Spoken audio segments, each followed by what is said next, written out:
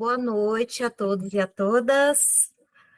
Sejam bem-vindos ao terceiro dia, né, de formações pelo 7º Prêmio Dana, que tem apoio institucional do Colegiado Setorial de Artes Visuais do Rio Grande do Sul, da SOGIL, financiamento da Dana e realização da Prefeitura de Gravataí, por meio da Secretaria Municipal de Cultura, Esporte e Lazer, e Quiosque da Cultura. Sou a Mari Veleda, vou fazer a mediação da apresentação de hoje. Agradeço a presença de todos que estão aqui, todos e todas. Vamos para mais uma noite, né, de aprendizado. Espero que seja produtivo, como tem sido todas as apresentações, né, nos últimos dias.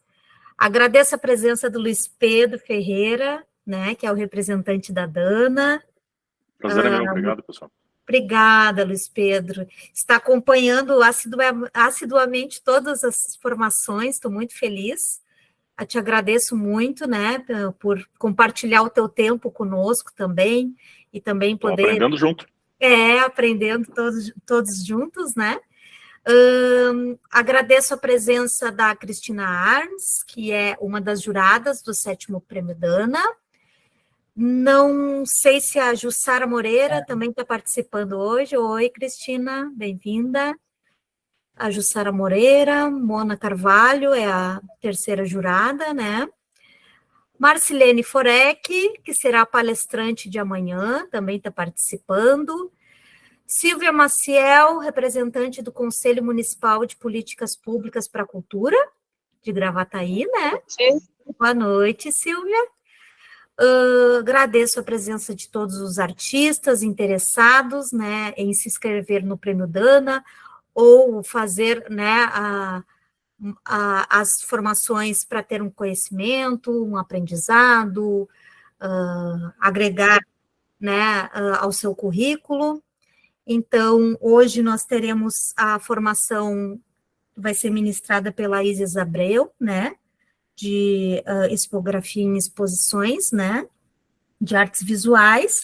Antes de passar a palavra para a Isis, eu vou fazer a leitura das orientações sobre as inscrições, como de praxe, né, para que todos fiquem cientes do formato que vai ser.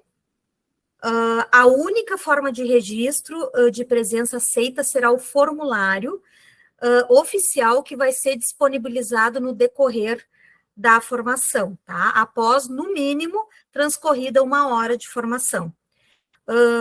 Sendo vedada qualquer outra forma de registro, seja por notificação via e-mail, WhatsApp, alegação de que participou, pedido de revisão da gravação, né?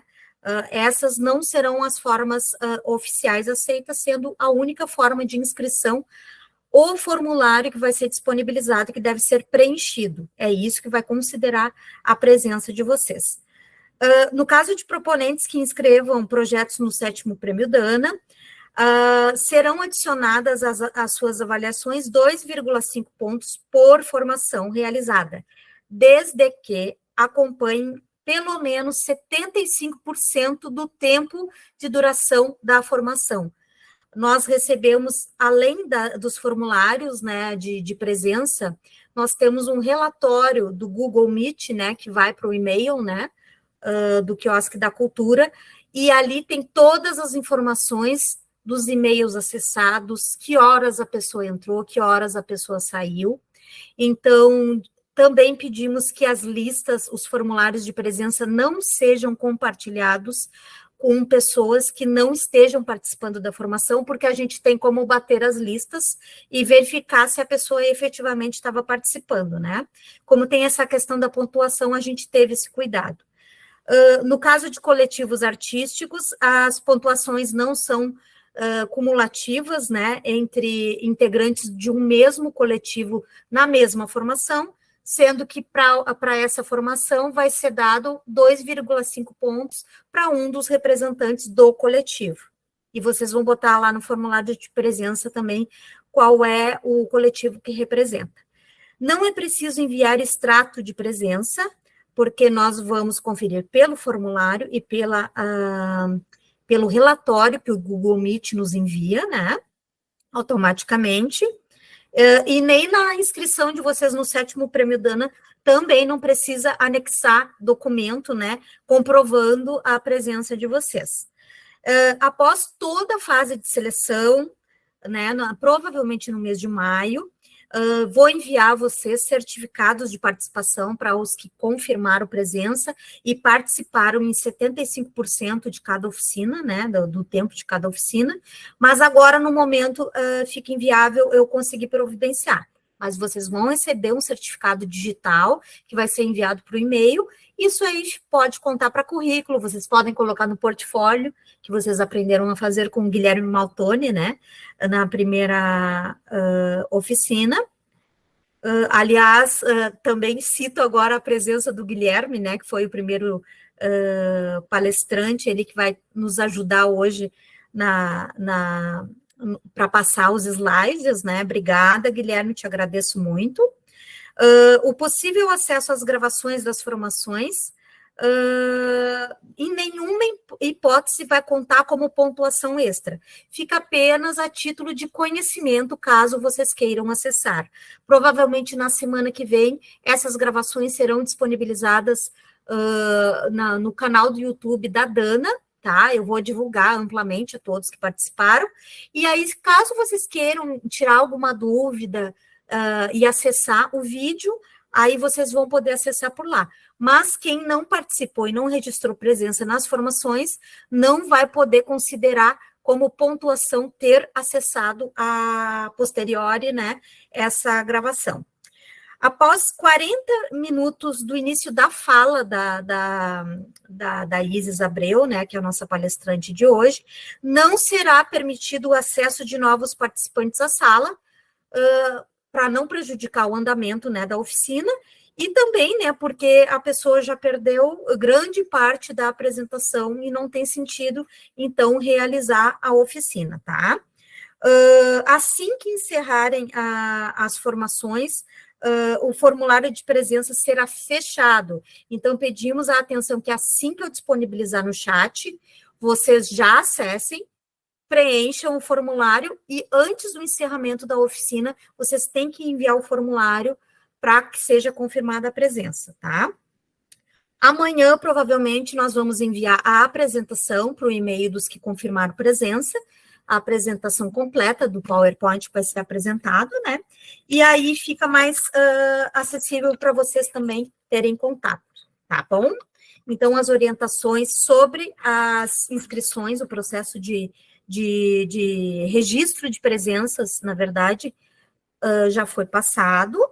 Eu vou, então, apresentar a Isis Abreu, que é a nossa palestrante de hoje, tá? E, em seguida, eu passo a palavra a ela. Isis Abreu é mulher preta e periférica, pesquisadora, curadora, servidora estadual atuando como coordenadora do setor de acervo do Museu de Arte Contemporânea do Rio Grande do Sul, o MAC. Trabalhou no Núcleo de Curadoria e no Núcleo de Programa Público do Museu de Arte do Rio Grande do Sul, o MARCS. Integra o Conselho de Acervo e Curatorial do Museu de Arte Contemporânea do Rio Grande do Sul. Pesquisadora, mestra em História, Teoria e Crítica de Arte pelo Programa de Pós-Graduação em Artes Visuais da URGS, bacharela em História da Arte pela Universidade Federal do Rio Grande do Sul, no ano de 2016. Seja bem-vinda, Isis. Agora passo a palavra a você. Obrigada, Mari. Boa noite, pessoal. Boa noite a todos. Peço desculpas, então, né, pelo atraso. A câmera do meu Note, ela resolveu, na última hora, queimar, então a gente teve que buscar uma solução. Mas, enfim, seguimos. Quero começar agradecendo ao convite da Secretaria Municipal de Cultura, né, é sempre um prazer poder contribuir com o Prêmio Dana, né, lembrando que O prêmio, ele, nesse momento, né, se consolida como uma instância de fomento nas artes visuais. Isso é bastante importante no campo das artes aqui no Rio Grande do Sul, né, em Gravataí também. E acredito que agora, com essas qualificações também, o prêmio, ele dá, né, mais uma encorpada e se torna ainda mais relevante no sentido de que traz essa possibilidade de profissionalização e qualificação dos artistas, que também é bastante importante, né? Então, agradecer mais uma vez o convite e dar os parabéns pela iniciativa. Então, a aula de hoje pode passar, Guilherme, obrigada. Então, é projetos expográficos em artes visuais.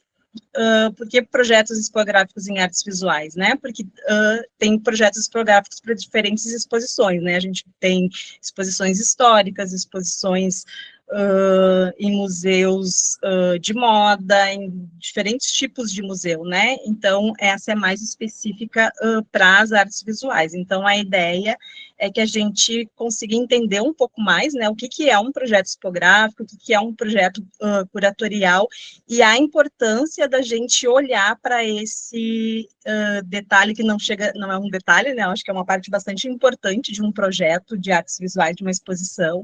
Então, da gente entender qual é a importância, né, na hora de se inscrever em um edital, de pensar a expografia da exposição. Pode passar, Guilherme, por favor. Bom, quis começar, né, falando numa exposição. Então, a gente tem, normalmente, essas figuras, né, do curador e do arquiteta, ou arquiteta, ou um design também, né, para pensar a expografia. O curador é uma figura de uma pessoa que vai contribuir, né, com o artista tem essa possibilidade de, quando deseja fazer uma exposição, de convidar alguém, algum pesquisador, curador, né, que dialogue com a poética dele, que tenha pesquisas na área, enfim, que eles possam estabelecer uma parceria para poder criar, então, uma exposição a partir da poética de cada um de vocês. Então, existe essa figura, só para que vocês saibam, né, que quando vocês forem participar, submeter projetos em editais, vocês não precisam escrever e pensar a curadoria sozinhos, vocês podem chamar, acho que é interessante também poder fazer essas parcerias, né, porque é um olhar de fora também para a produção de vocês. E pensando também, né, na importância desses cursos, eu acho, da gente pensar que o edital, os editais, né, eles hoje são a principal ferramenta, né, eu acho que é um dos lugares que o artista tem hoje para se colocar, né, para enviar seus projetos e poder se colocar profissionalmente, né, no mercado. Então, por isso a importância de uma formação como essa, né, e como é um espaço bastante concorrido, né, porque é uma das instâncias que hoje os artistas têm para poder fazer circular o seu trabalho. Então, existe uma concorrência, né, cada vez mais artistas e outros agentes do campo procurando, né, submetendo projetos a editais. Então, quando a gente vai pensar um projeto de exposição, a gente precisa organizar, né, ele desenvolver de uma forma que o júri, né, que ele se destaque diante desse júri. Por quê? Porque a concorrência, ela é grande, então, por isso a importância da gente ter, né, essa aula. Pode passar, Guilherme. E daí, então, pensando, né, no projeto de vocês, quando vocês forem escrever para edital, é interessante, né, essa figura do arquiteto ou do design, que é quem vai fazer o projeto expográfico. Eu vou introduzir daqui a pouquinho, né, os conceitos. Fiquem tranquilos, e depois a gente vai ver exemplos, né, de projetos expográficos, mas só para vocês verem como que é diferente, né, a gente enviar um projeto já, né, ali montado, mostrando, né, qual é o tema, como que as obras vão estar dispostas no espaço, como que a gente está comunicando, então, esse tema, a gente vai ver isso, né, a exposição, ela é uma forma de comunicação, né, é uma narrativa. E para vocês verem como que faz diferença, assim, né? Quando o jurado pega um projeto e vê que tem ali já um projeto pronto, né? Um projeto que foi feito, pensado, elaborado. Claro, não precisa ser por um arquiteto no primeiro momento, ou por um designer, a gente consegue fazer também em outras ferramentas no Canva, PowerPoint. O importante é que vocês consigam transmitir, né, com clareza para o júri o que é esse projeto, o que vocês estão pretendendo comunicar nessa exposição. Isso vai ser fundamental na hora dos jurados de escolher. Então, por isso que é importante vocês olharem para isso, né, e começar a cada vez mais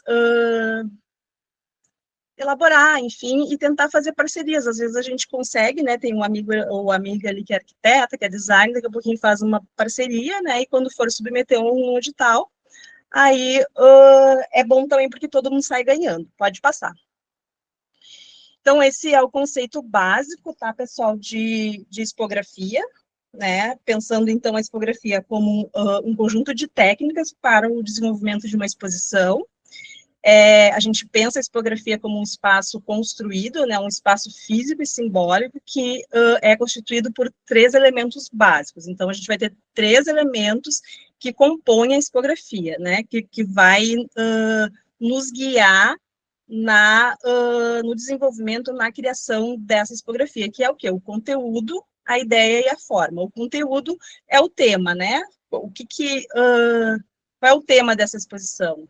Qual é o tema, no caso do artista que vai fazer esse projeto, né? A partir ali, então, da tua produção, de algumas séries ou de alguma poética específica, né? O que tu está querendo mostrar, né? Qual é o recorte da tua produção nessa exposição que tu vai submeter nesse edital. A ideia, então, e a forma é como, né, tu vai fundamentar essa narrativa, é a ideia, depois a gente vai ver de forma mais clara, e a forma é como que os objetos, no caso as obras, vão estar dispostos no ambiente, né, no espaço físico. E esses 3 elementos básicos, eles vão gerar a percepção, né, a experiência estética do espectador. Então, a gente está querendo comunicar numa exposição, né, algum assunto, alguma narrativa, e o nosso objetivo também é que as pessoas, que o público, né, que vai visitar, consiga fruir, ou ter uma experiência estética, ou entender, né, qual é essa narrativa que a gente está tentando transmitir, mas que eles também possam construir suas próprias percepções a partir daquilo que eles estão vendo, porque isso é uma outra coisa importante também, né, em educativo, que a gente fala sempre, né, a exposição, ela não é uma narrativa que tu está impondo, né, cada pessoa, cada visitante, ele vai trazer, né, as suas próprias questões e esse que é o legal de uma exposição, assim, de uma obra, né, tem aquilo que o artista está dizendo, tem aquilo que a curadoria está dizendo, mas também tem as percepções do público, né, a partir da sua bagagem, a partir das suas vivências. Pode passar, Gui, por favor.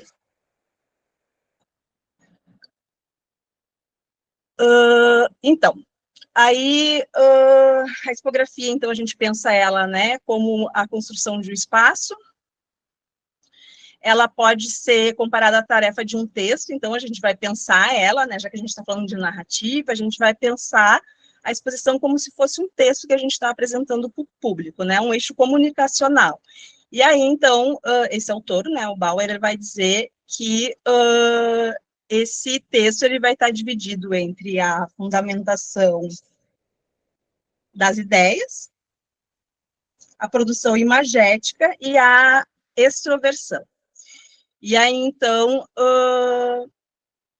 da gente pensar, né, a expografia como uma escrita da exposição. Daí eu vou falar sobre esses conceitos, cada um deles, né, o que é a fundamentação das ideias, o que é a produção imagética, que é a extroversão, e depois a gente vai para os exemplos. Então, a fundamentação das ideias,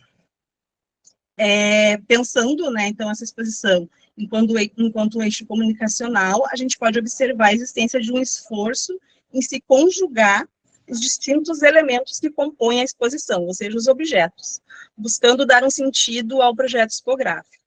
nesse âmbito, a exposição passa a ser observada enquanto um texto a ser escrito, dadas as infinidades de interconexões que se estabelecem e se relacionam, permitindo diversas leituras de seu conteúdo.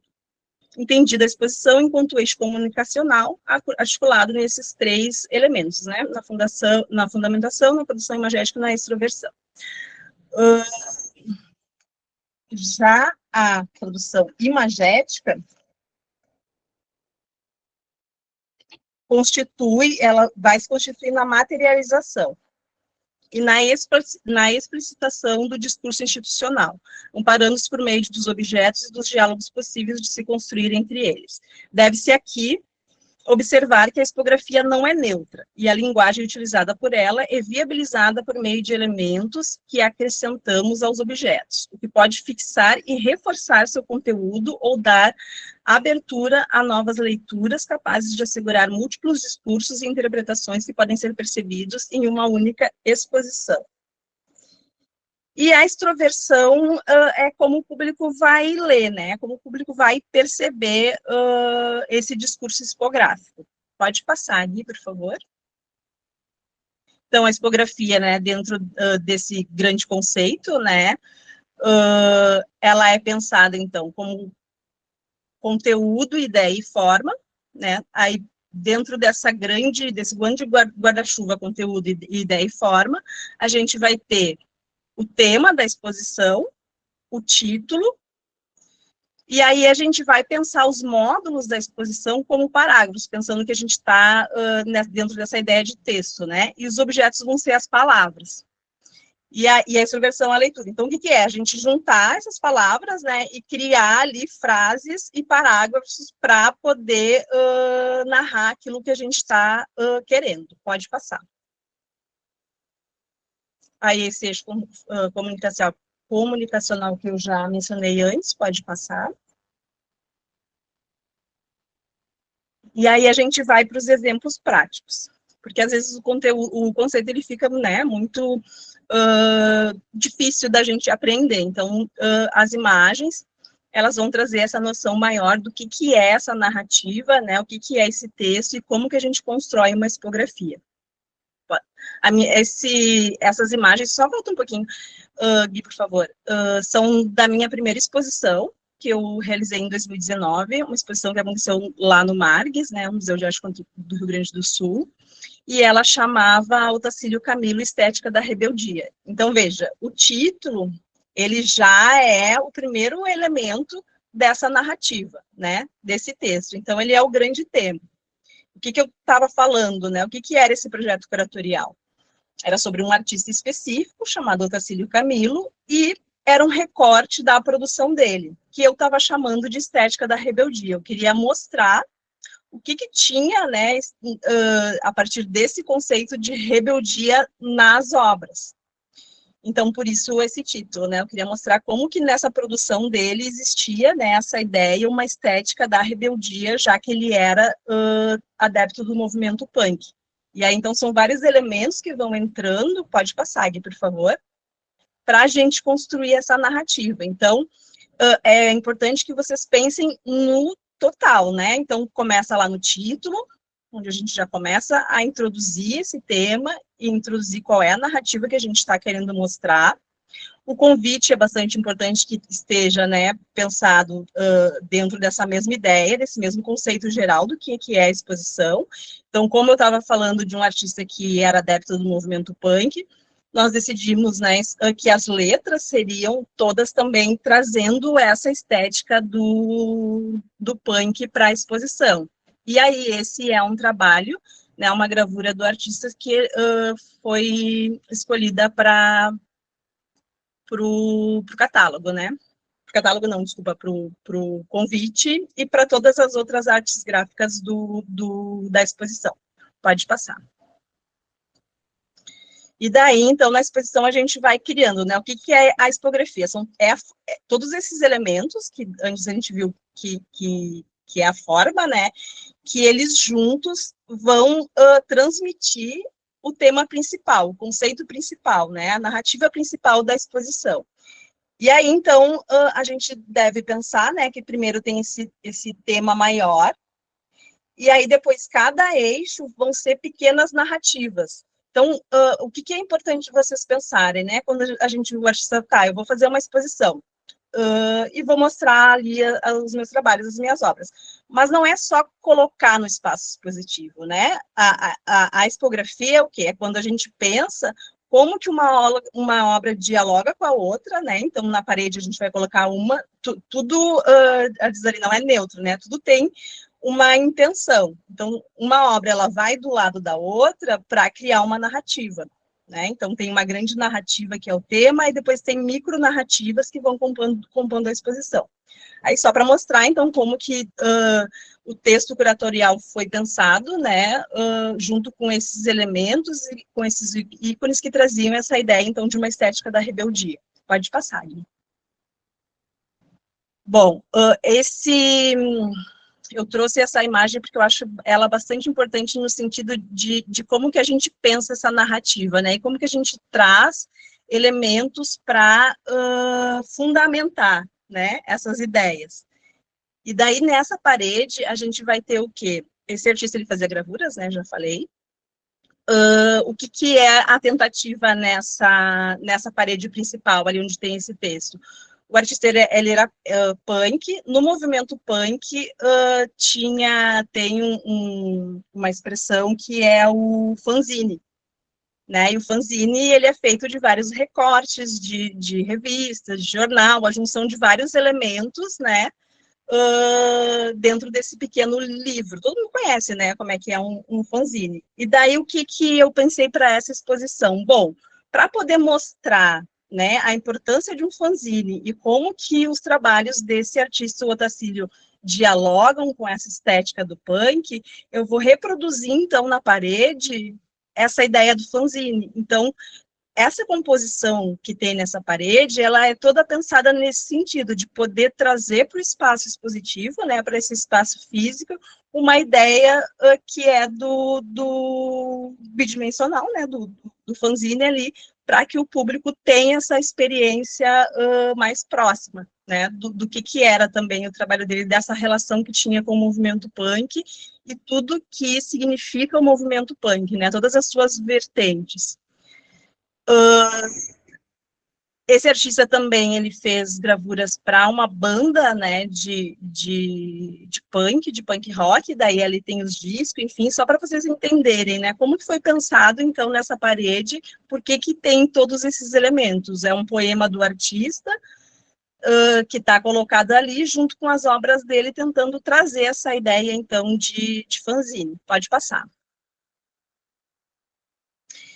E aí, então, a gente vai, em cada espaço, né, a gente vai construindo pequenas outras narrativas, né, essa parede que tem essas folhas, né, dispostas uma ao lado da outra, isso é um livro de artista que foi criado por ele, por outros dois artistas. E, então, como a gente exibe, né, um livro de artista? Como é que a gente faz se o público não vai poder manusear o livro? Né, e daí da gente pensar possibilidades de mostrar o trabalho também, né, na sua totalidade, mas também pensando que na preservação, enfim, de que é um objeto que não pode ser manuseado. Então, a solução encontrada foi, né, tirar o espiral do livro e exibir ele na parede dessa forma. Essa obra, ela fala sobre a estética do circo, e ela foi feita na década de 80, num espaço que era um espaço que recebia um circo, e eles fizeram uma performance lá. E aí, então, o que eu fiz, né? E essa obra, ela é o quê? Ela é o livro de artista, ela é a performance que foi feita lá no local, e ela é as exposições que foram criadas depois, e as fotografias. Então, essa parede onde está o livro, ela está de frente para essa outra onde está essa projeção, que é a projeção das fotos da performance. E aí, a gente vai fazendo o quê? A gente vai trazendo uma série de elementos para que o público consiga acessar, né, o que foi essa performance, por exemplo, o que significa essa narrativa, essa ideia do circo que o artista está querendo trazer. E aí, por isso, então, ali no chão, aquilo ali é a serra de, como é que chama? Resto de serragem. Que isso era usado, não sei se é ainda, mas antigamente os circos usavam no chão, né, porque os terrenos que eles colocavam eram úmidos, então tinha que fazer o picadeiro com essa serragem. E daí, então, eu trouxe esse elemento, né, que é o elemento do tema principal da obra, que é o circo, para tentar fazer o público chegar o mais próximo possível dessa experiência estética do que é o que o artista está abordando ali, né, que é essa ideia do circo. Pode passar, por favor. Então, essas duas obras ali, né, elas ficavam numa sala sozinhas. Então, era a projeção, aquela serragem, e o livro, tudo isso numa sala só. Pode passar. Eu estou um pouco preocupada com o tempo, Mari, daí eu estou indo um pouco mais rápido, já que a gente perdeu uns minutinhos aí, mas vamos lá. Então, bom, aí eu não passo... tá dentro do horário. Tá bom, então, tá, obrigada. Vou passar, então, agora para a exposição Presença Negra no Margues. As minhas experiências curatoriais, as primeiras foram, né, lá no museu, onde eu trabalhei, desde 2019 até o final do ano passado. E a exposição anterior, ela foi feita numa sala menor. E essa Presença Negra no Margues, ela foi feita nas galerias principais, então um espaço muito, 3, 4, 5 vezes maior. E aí, quanto maior o espaço, maior o desafio, né? Ali nas salas negras do museu, era um espaço pequeno, deu para dar conta legal. Mas, e agora nesse espaço, né, que são 3 galerias super grandes e que tem um pé direito gigantesco, como é que a gente vai trabalhar, então?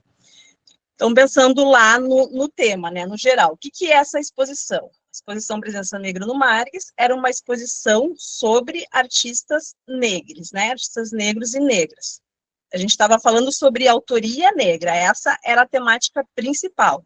Não eram obras falando sobre pessoas negras, não. Eram obras de autoria negra, que era para pensar uma questão sistêmica do nosso campo, como que os artistas negros são inseridos, né, no campo das artes. Pode passar, Gui, por favor. E aí, então, como é que a gente vai pensar um projeto expográfico para mostrar a obra de 70 artistas, que foi o recorte que a gente fez, né, de 70 artistas, claro que no Rio Grande do Sul tem muito mais, artistas negros e negras, mas a gente fez esse recorte a partir de uma pesquisa maior. E aí são obras de diferentes linguagens, de diferentes técnicas, de diferentes suportes. Como é que a gente faz para exibir tudo isso dentro dessa narrativa maior, que é pensar a produção de autoria negra? Aí a gente traz, esse é o primeiro elemento que tinha quando a gente entrava na exposição, né, que é a obra do artista Zé Darcy, que é a representação do orixá Exu, né, que é o orixá das encruzilhadas, dos caminhos, das possibilidades, enfim. É um orixá super importante na religiosidade de matriz africana. E aí, então, a gente escolheu ele para abrir, por quê? Por causa do conceito, do que ele representa, que é as diferentes possibilidades. Isso era central para nós, dentro dessa narrativa da gente pensar essa produção de autoria negra, era pensar como mostrar essa produção de autoria negra sem cair em essencialismos, que é o quê? É as pessoas acharem que artistas negros só produzem coisas sobre negritude. Isso era um desafio da exposição, porque existe essa tendência, né? Artista negro fala sobre religião, fala sobre racismo, fala sobre samba, fala sobre capoeira, enfim, sobre a cultura negra como um todo. Não, isso é essencialismo, é colocar o artista dentro de uma caixinha e não deixar ele fazer outras coisas. E a gente, então, selecionou esses 70 artistas que trabalhavam com temáticas, assuntos e técnicas diferentes, e agora vamos mostrar. Então, essa obra e essa palavra, Oba Oritá Metá, que é um dos nomes do Exu, né, ela vem nesse sentido, de dizer, olha, essa produção, tem 70 artistas aqui, e por isso que os nomes deles estão ali, mas a produção deles é muito plural. A gente vai ver de tudo aqui. E a gente, então, colocou esse símbolo, né, que é o Exu, a partir dessa ideia de possibilidades, para que o público percebesse a pluralidade da produção artística desses 70. Então, isso já é uma narrativa inicial, né? Como que a gente organiza, então, esse tema maior? Como que a gente começa? É a introdução do texto, eu diria. Ó, estamos falando sobre isso. Vamos ver, então, como é que ficou?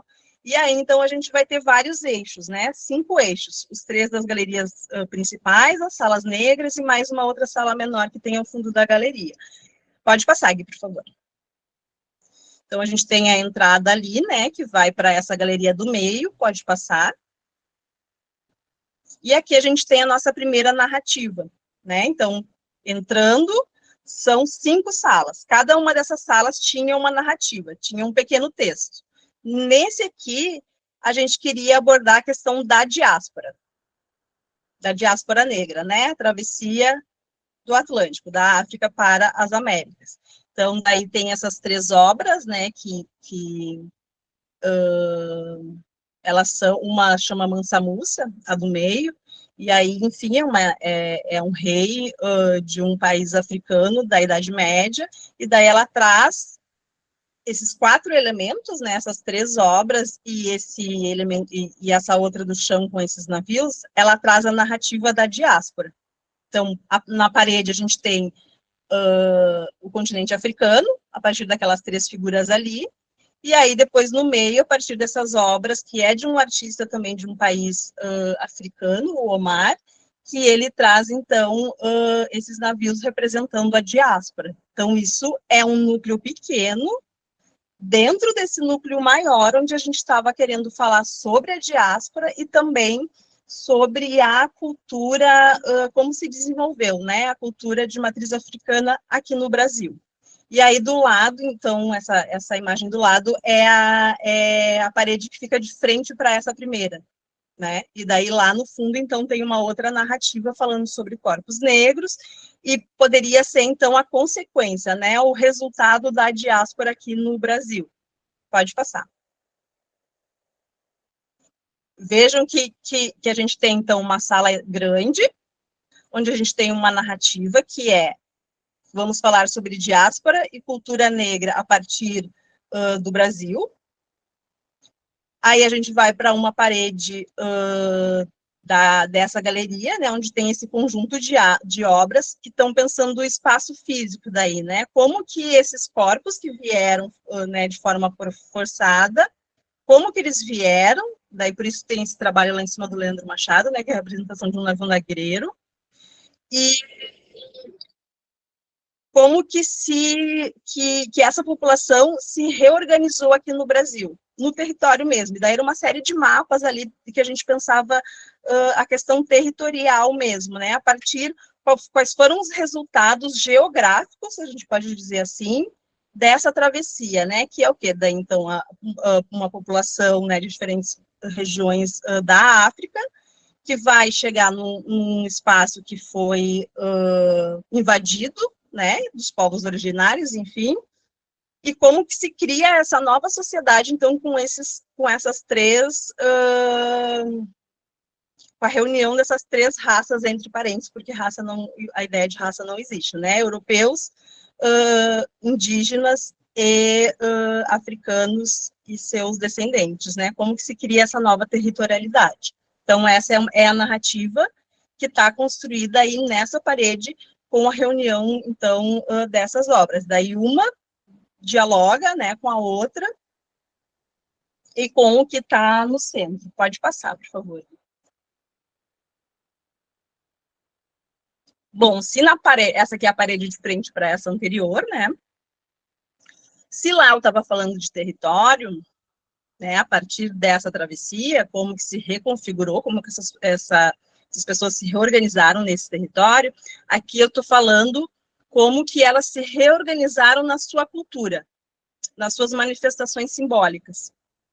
E aí a gente vai ter, então, esse pequeno nicho da esquerda, onde tem esses quadros ali, que é o Malchum, ali a gente vai estar falando sobre religiosidade, né? Aí nos 3 quadros ao lado também, né? Daí religiosidade de matriz africana.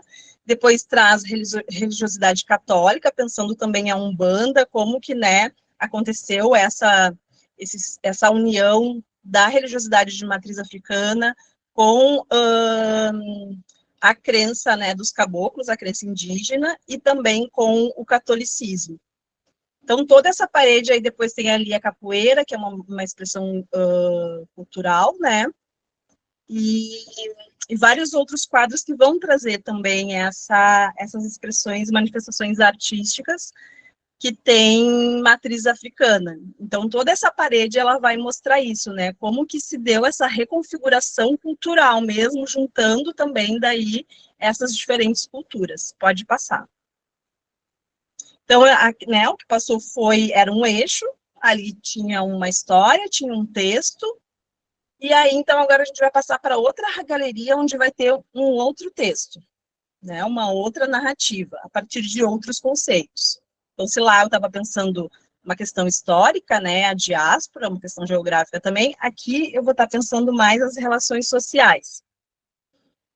A partir de conceitos como interseccionalidade, de raça, gênero e classe.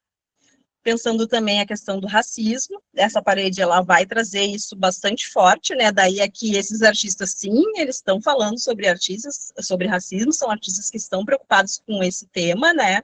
E aí então a gente reúne esses trabalhos que vão trazer pequenas narrativas, né? Então a gente tem ali a questão do cabelo, que está sendo introduzida e abordada a partir, nesse centro, né, a partir da obra do Leandro Machado, que é uma pintura que ele faz com Enê. Enê é uma tintura de cabelo usada por mulheres negras e homens negros para alisar o cabelo. Então, tem toda uma narrativa em torno da estética negra, mas também da questão da ideologia do branqueamento, né, e também de sempre a branquitude olhar a estética, né, a aparência, a beleza negra de uma forma negativa, né, e daí por isso que a gente alisava os cabelos, porque não estava dentro do padrão branco. Então, esses artistas, eles estão falando sobre isso, né, como que durante tanto tempo a nossa aparência e a nossa beleza e o nosso fenótipo foi negado por não estar dentro desse padrão, que é o padrão eurocêntrico que se cultua aqui nesse lugar que a gente chama de Rio Grande do Sul. Pode passar. Aqui, então, é uma outra parede, né? São 3 outras paredes dentro dessa mesma sala, só que aqui a gente vai estar falando sobre família e maternidade. Também trazendo as questões, né, sociais, questão do racismo, questão da estética da mestiçagem, da ideologia do branqueamento, só que a partir desse núcleo familiar e infantil também. Pode passar aqui, que eu vou mostrar daí e daí aqui são pequenos núcleos dentro daquele núcleo maior, que são outras pequenas narrativas. Então, dentro desse núcleo grande, onde a gente estava falando de família, estamos abordando a questão da maternidade da mulher negra, né? Que se a gente for pensar historicamente, as mulheres escravizadas, elas não podiam exercer a sua maternidade, porque quando elas... depois que os filhos nasciam, né, elas eram levadas, algumas, escolhidas para amamentar o filho da casa grande, né, a criança da casa grande. Então, elas que é a mãe preta, né, ou a Bá, que se chamava também. Então, existe, né, essa questão que é uma questão histórica e social, que é da mulher negra não ter podido exercer sua maternidade durante o período escravista, porque ela tinha que dar o seu leite, né? E daí essa obra da Judith Bach, que está ali no meio, a escultura, ela mostra isso, né? Essa representação da mãe preta. E aí depois, então, nos trabalhos que estão em volta, a gente restitui a maternidade da mulher negra, colocando ela com seu filho preto. E aí, do lado, a gente traz a questão da infância, né? Dentro de uma pesquisa que realizo de visualidades negras, pessoas negras nunca são representadas na infância, só pessoas brancas. É um resquício do imaginário da escravidão, como se pessoas negras não tivessem direito à infância. Então, por isso tinha esse núcleo específico de infância, dialogando também com esse núcleo da maternidade, e aqui também a gente pensando, né, em romper estereótipos, né, essa galeria, ela tinha muito isso também. Pode passar, por favor, Gui. Então, se lá na outra a gente falava sobre família, aqui a gente vai falar sobre o feminino, né, a maternidade, aqui a gente vai continuar falando de maternidade, mas dentro também de uma questão mais feminina. Então, nessas obras onde tem ali o vídeo, é um núcleo que chama Oxum, né, que são trabalhos sobre Oxum, pensando a maternidade também a partir desse arquétipo, dessa orixá, da religiosidade de matriz africana. Só que daí a gente não está pensando a Oxum a partir da religião, mas a partir de questões sociais mesmo, né, que as fotografias vão trazendo, e que o vídeo dessa artista vai trazendo também, que é uma artista trans que está falando sobre maternidade e a questão transgênero. E aí, do lado, a gente vai estar falando ainda do feminino, mas a partir de um outro, né, conceito do feminismo, que daí a gente traz a Maria Padilha, a Exu, que é uma categoria, né, de Exu, tem os Exus femininos também. Então, essas 4 obras ali que esse homem está observando, elas trazem essa questão do feminismo. Então, para vocês verem como é que a gente consegue trazer conceitos, né, das ciências sociais, eu diria, né, para dentro de uma exposição de artes visuais, para pensar uma exposição, uma narrativa de artes visuais. Pode passar, Gui, por favor. E aqui uma questão, um outro conceito, dentro desse conceito maior de interseccionalidade, que é a questão da classe, né? Como que pessoas negras estão posicionadas dentro da nossa sociedade, a questão da pirâmide racial, da desigualdade social, enfim, tinha uma série, é uma narrativa maior sobre a questão da desigualdade social mesmo, e como que ela afeta mais pessoas negras. E aí, né, outros pequenos núcleos que vão trazendo narrativas mais específicas. Mas vejam, né, que a gente parte de uma galeria, né, de um tema maior, e depois vai reduzindo em pequenos nichos e pequenas outras narrativas para ir informando e comunicando para o público que a gente está querendo. Pode passar. Aqui é na mesma galeria, só que é uma outra parede, e é um conjunto de obras onde a gente vai falar sobre extermínio da população negra, genocídio da população negra, que é uma questão que é social também, né, que é uma realidade aqui do Brasil, e transfobia. E daí a gente vai ter 3 artistas, 2 artistas ali, transgênero, que nas suas obras, elas estão trazendo questões, né, sobre esse corpo dissidente, que é o corpo transgênero. E assim como a população negra, né, a população LGBT também está dentro de um grupo de risco, né, já que o Brasil é o país que mais mata pessoas LGBTQIA+, no mundo. Então, essa era uma outra questão. Então, vocês veem que lá na primeira galeria tinha uma questão toda histórica, né, e cultural. Aqui a gente já vai trazer para uma esfera mais social mesmo, para pensar a sociedade. Pode passar. E aí a gente vai para as salas negras, onde vai ter uma outra narrativa, que é onde a gente está pensando o afrofuturismo.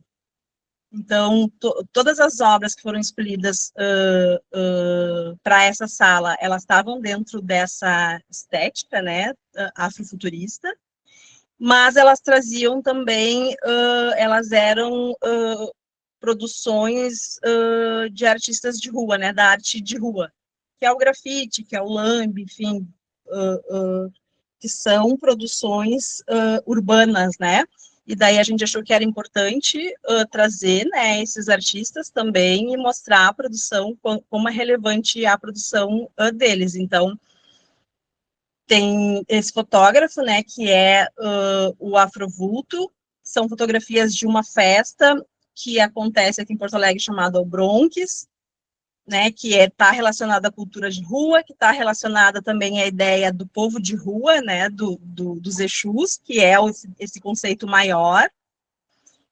E embaixo nessa televisão, pode passar aqui que eu quero mostrar para eles.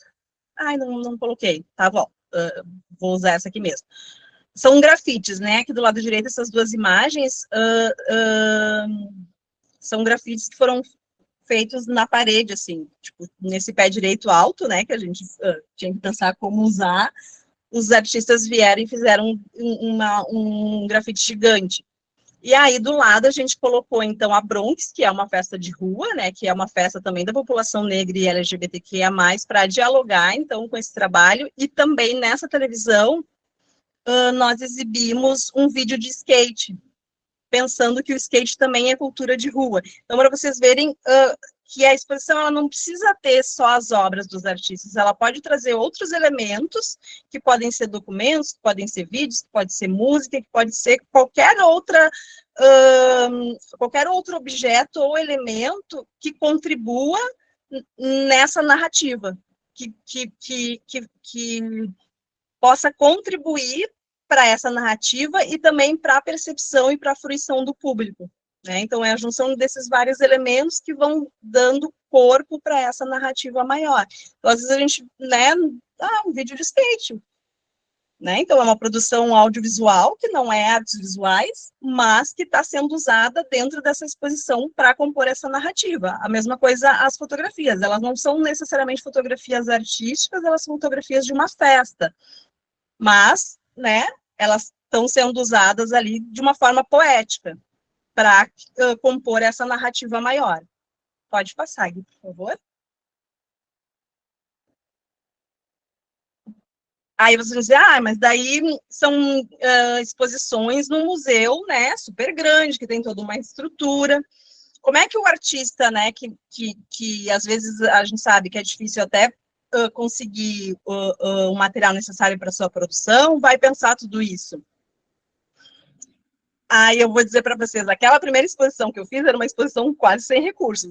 Eu trouxe várias coisas, até uma placa de metal da rua eu trouxe para compor na exposição, porque eu achei que faria um diálogo interessante ali.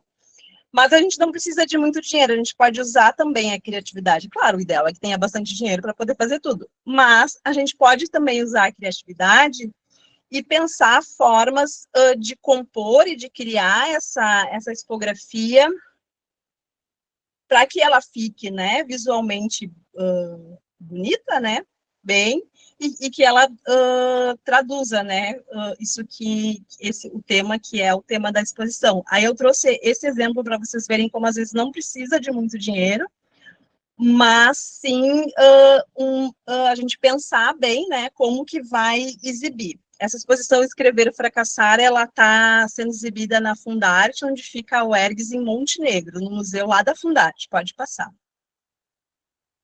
Então, vocês, quando entra, né, na exposição, já tem essa parede. Pode ver que parece meio bagunçado, né? Porque são papéis amassados ali, dispostos, só que eles não foram simplesmente jogados, eles foram pensados dentro de uma composição harmônica, né, para que eles tenham um equilíbrio, para que possa ficar bem distribuído, né, no espaço, na composição dessa parede. Daí, então, ela usou esses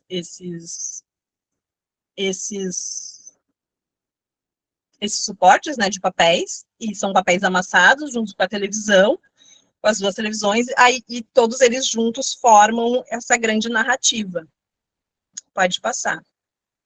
Então, às vezes, não precisa, o que eu estou querendo dizer? Não precisa de moldura, não precisa de um suporte, um display todo muito elaborado. A gente precisa fazer uma composição que faça sentido, né? Que ela fique visualmente atraente. É isso que eu quero dizer, né? Para que o público olhe e diga, isso ficou legal, essa composição. Daí, aqui de novo, né, são tecidos, são alguns tecidos e algumas obras em papel, que foram dispostas ali, daí umas estão mais próximas das outras, porque elas, às vezes, é uma obra só, às vezes é porque elas estão criando elas têm um diálogo ali entre elas, né, só para ver que não precisa também de moldura, né? A gente pode usar vários elementos para compor a expografia e também pode colocar, né, dispor a obra na parede ou no espaço de formas que não precise de um mobiliário muito elaborado, é isso que eu estou querendo dizer. Pode passar, por favor, Gui. E aí, aqui a gente tem exemplos de objetos suspensos no teto, né? Depois a gente vai ver lá no espaço lá do quiosque, né, que tem algumas questões, mas só para ver como também dá para dispor as obras no espaço, elas penduradas pelo teto, né, e daí dependendo do peso, dependendo se é um teto que ele suporta, né, peso, agora quando não suporta tem que ser coisas mais leves, enfim, mas só para vocês verem exemplos de que não precisa ter muito mobiliário ou objetos muito elaborados, assim, né, que um pouco, às vezes, a gente usar a criatividade também fica super interessante, pode passar. E aí aqui tem essa composição também, né, esse livro que está suspenso também no teto, dialogando com esses objetos que estão em cima do cubo. Então, tudo isso são composições que vocês podem pensar, né, de uma obra dialogando com a outra e pensando ela no espaço físico, né, no espaço positivo saindo um pouco dessa coisa da parede, né, de tentar usar o melhor possível a arquitetura, porque isso é interessante também. Às vezes a arquitetura parece ser uma barreira, mas se a gente pensar além, né, como que eu posso jogar com a arquitetura do espaço que eu vou expor a meu favor? A favor das obras, a favor da narrativa que eu estou querendo transmitir. Então, para vocês verem na parede ali também, né, a distribuição desses escritos, né, que é o tema da exposição, e desses papéis, mas de forma que não é bagunçado, sabe? A pessoa viu que teve ali um tempo que foi, qual é a palavra? Enfim, que a pessoa dedicou para fazer essa composição, né? Não foi colocada de qualquer jeito. E aí, cada coisa, né, que está ali num lugar específico, ela tem uma razão de ser, ela está em função, né, dessa narrativa maior. As televisões, né, para vocês verem como que a gente pode pensar também o uso da televisão sem ser normal, né, pode ser mais abaixo na parede, pode ser no chão, como lá na Presença Negra. Tem várias formas que a gente pode jogar com esse objeto, né, com esse suporte, para sair um pouco do lugar comum, assim. Como que eu vou deixar isso mais atraente? Porque o público é exigente também, né? As pessoas não querem mais só ver coisa na parede, elas querem ser impactadas também, digamos assim. Então, como que eu vou pensar o uso também desses aparelhos tecnológicos na minha exposição de uma forma que saia um pouco do comum? Pode passar, Gui. Aqui também, né, à disposição, pode ver que são folhas A4, de diferentes tamanhos, aí só aquelas ali do canto, né, esquerdo que tem moldura, mas como que a gente consegue organizar e compor de uma forma que não fique poluído? Era a palavra que eu queria desde o início, poluído. A gente... o conceito da exposição até pode ser nesse sentido. Por exemplo, o punk é uma estética super poluída. Então, por isso que naquela parede inicial tinha aquele monte de obras que eram rabiscos e também tinha aquele texto, mas ele foi composto de uma forma que não ficou poluído, né? Ele ficou harmônico, ele ficou bom visualmente, assim. Então, é isso, como que a gente vai organizar esses elementos de forma que não pareça que eles foram só jogados ali de qualquer jeito. Pode passar, por favor? Olha esse que interessante. Isso aqui lá na Fundarte, na sala, na galeria, a galeria ela tem uma parede que é toda de vidro, que é como é lá no quiosque. E aí, então, a curadora, que é a professora Carmen, distribuiu, né, esses papéis, esses textos, não sei se dá para aumentar, mas enfim, tem toda uma composição das folhas que tem um texto em cada uma delas, e aí tem pequenas prateleiras ali que tem lápis, que trazem toda essa ideia, né, do que é o escrever, enfim, essa questão toda da escrita. E o texto, ele pode ser lido do lado de dentro, quem está dentro da galeria, e do lado de fora. Então, tu cria também um diálogo, né? Como que tu usa esse vidro, que aparentemente parece, agora não vou perdi uma parede, né? Não vou poder usar, porque tem... mas não, a gente pode usar também. Às vezes o obstáculo pode ser bom, né, para a nossa exposição, se a gente souber usar o espaço a nosso favor. Então, pode passar, Gui.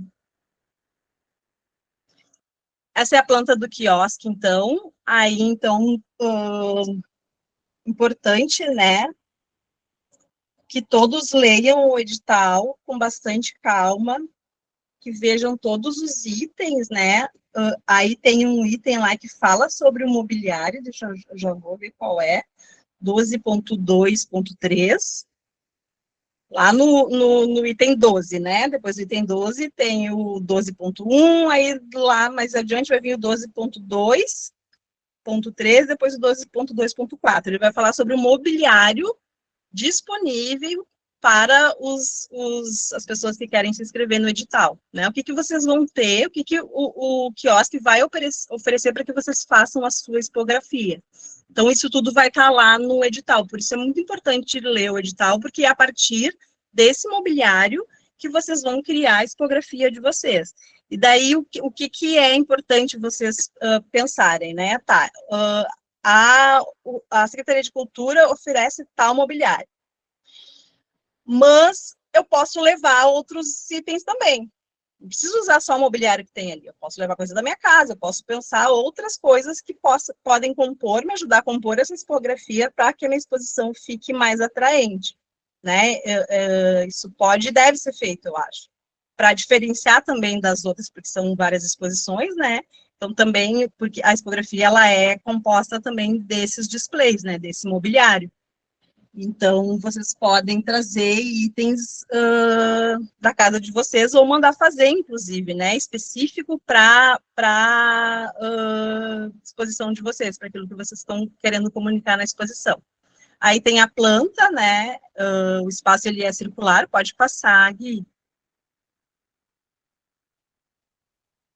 Aí a gente tem as paredes, né, a parte de vidro ali, que eu comentei, né, que pode ser usada também. Os murais, que daí são 3, né, Mari? Mas tem que ver lá direitinho Isso, são 3. Lá no edital. E como que vocês vão dispor esses murais dentro do espaço? Eles podem ficar um do lado do outro, formando uma parede só, eles podem ficar separados, né, criando nichos, enfim, vocês vão jogar de acordo com a maneira que vocês querem narrar esse texto de vocês, né? O que é o grande tema da exposição? Como que vocês vão contar essa narrativa, contar essa história para o público? Será que é interessante ter 3 eixos, 2 eixos, 4 eixos para separar, né, essas narrativas? Tudo isso deve ser pensado na hora de construir o projeto. E daí, lembrando, quanto mais claro, quanto mais elementos vocês trouxerem para o júri, mais fácil, com mais clareza, eles vão identificar o que é a proposta de vocês. E daí isso é fundamental na escrita de um projeto, a clareza, né? E aí por isso que o recurso visual, ele é importante, nem que seja desenhando, né? Vou fazer ali a planta e desenho. Tem várias formas de fazer, né? O importante é o quê? É vocês mostrarem para o júri com clareza o que vocês estão querendo, e que é uma proposta interessante. O que diferencia o projeto de vocês, a expografia do projeto de vocês, da de um outro candidato? Pode passar, acho que eu repeti. Passa mais um. Daí aqui um exemplo de uma exposição, né? Quais são os elementos que tem? Então, uma pessoa distribuiu ali os painéis, usou o pilar, né, que tem ali dentro do quiosque. Esse elemento que tem ali, provavelmente é um elemento que faz parte, né, da obra ou da exposição, mas olha como já fica diferente, assim, como dá um outro ar para a exposição, como provoca mais o olhar, né, porque é um elemento inusitado, a pessoa entra numa galeria, ela não espera encontrar, né, ali aqueles resíduos, eu não sei o que é, parece cimento, pedaços de parede, não sei. É concreto celular.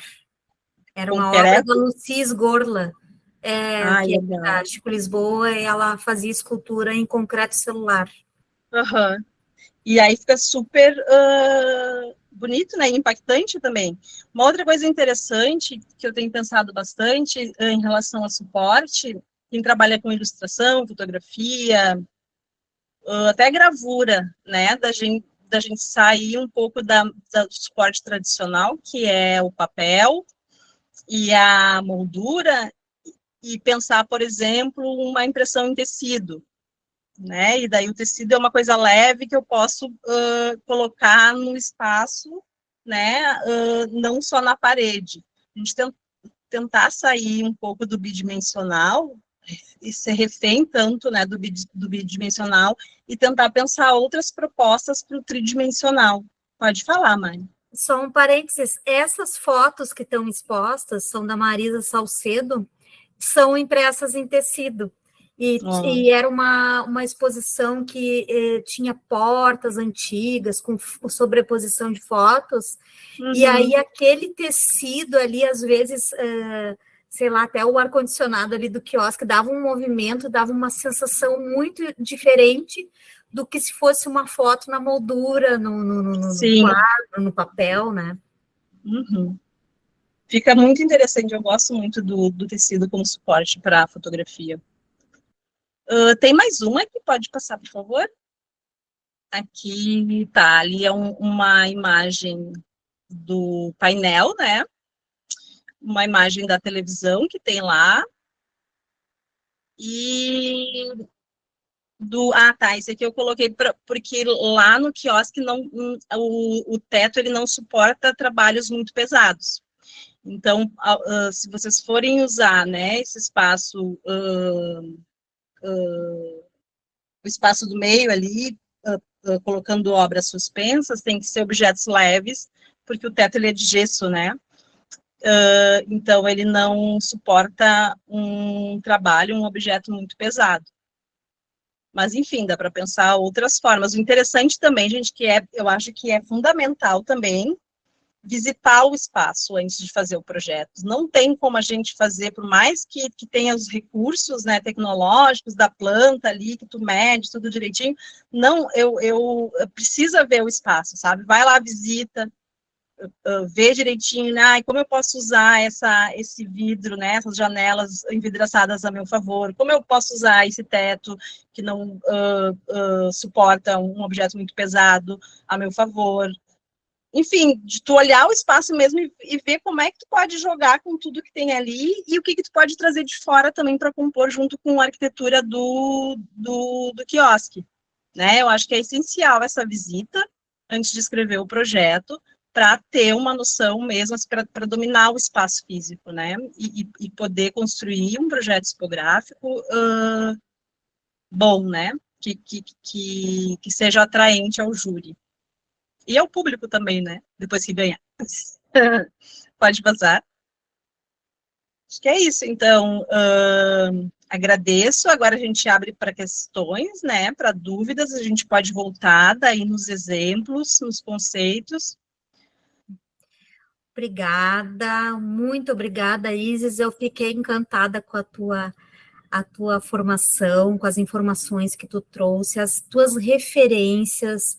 Isso é muito importante, né, para que as pessoas possam pensar a importância de um projeto expográfico, né, para ter um diferencial na sua exposição, quais os suportes utilizar, o formato, dentro das limitações que nós temos, né, de expositores do quiosque, enfim, quem conhece o quiosque da cultura sabe que não temos, assim, os melhores, né, expositores, mas ele tem muitas possibilidades, né, justamente por esse formato diferenciado, que eu acho que é um espaço circular, envidraçado, no meio de uma praça, com público passante. Então, eu te agradeço muito, eu fiquei emocionada com as referências, as exposições que tu pudestes, né, estavas à frente na curadoria. Achei maravilhoso, assim, o que tu nos trouxe, que nos apresentou. Faz né, o pessoal pensar um pouco fora da curva, assim, e ver que tem possibilidades de trazer temas potentes, né, e trazer isso, a importância não só temática, mas da concepção de exposição, dessa expografia, o quanto isso pode tornar o projeto original, né, que é um dos outros quesitos que vai ser avaliado pela banca, né, além do projeto descritivo, expográfico, que para isso é preciso que vocês leiam o edital, saibam quais os tipos, os tamanhos, as dimensões dos expositores, como eles podem ser posicionados. Eu achei super importante tu trazer a referência das exposições e como elas podem ser apresentadas dentro do conceito, né? Essa questão de, talvez, dentro de um conceito, funcione mais um lambe-lambe, dentro de outro conceito, funcione algo mais organizado, mais não tenha tantas informações, né? Então, isso é exatamente, esse era o objetivo da formação, né? E eu espero que o pessoal tenha podido aproveitar.